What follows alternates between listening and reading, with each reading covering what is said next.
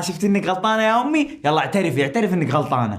ابوي شفت ان كلامي صح، انا قايل بس انت ما تصدق. قايل لك انا اللي يناقش ابوه ولا يناقش امه ويحاول يقنعه انه صح. اسمعني يا حبة عيني، الامام الشافعي سئل: ايتخاصم الرجل مع ابويه؟ فقال: لا، ولا معن عليهما. احد السلف كذلك يقول: اثبات الحجة على والديك عقوق حتى وان كنت على حق. ترى بر الوالدين معنى عظيم جدا، ولما تسوي الشيء اللي يطلبونه منك هذه مجرد طاعة وليس بر. البر هو انك تسوي الشيء اللي يسعدهم بدون ما يطلبونه اساسا. انتبه انك تحسن وتجمل كلامك مع استاذك او استاذتك او حتى مديرك او مديرتك، وما تهتم انك تحسن وتجمل كلامك مع ابوك وامك. والله العظيم انها انتكاسة كبيرة لما يكون كلامك مع الناس ومع اصحابك اجمل من كلامك مع ابوك ومع امك. تبغى تعرف متى كبرت فعلا وصرت رجال حقيقي او امرأة حقيقية؟ لما يصير خوفك على ابوك وامك اكثر من خوفهم عليك. وصدقني ترى اليتم نوعين، اصغر واكبر. الاصغر هو موت ابوك وامك، والاكبر هو انك تفقد رضاهم. تراك يتيم لو كان ابوك وامك غير راضيين عنك وعن مسيرتك. اسمعها مني وخذ وصيتي بحذافيرها: طول النظر في وجه ابوك وامك، ترى ما تدري متى يحين اجلهم. واسال اللي مات له اب ولا ماتت له ام، وشوف لوعته وشوف حزنه وشوف الغبن اللي فيه. حاول تستشعر وتدرك انهم خلوك امير في صغرك، فخليهم ملوك في كبرهم. وصدقني ترى حقهم عليك كبير جدا ومستحيل انك تقدر توفيه. وبس والله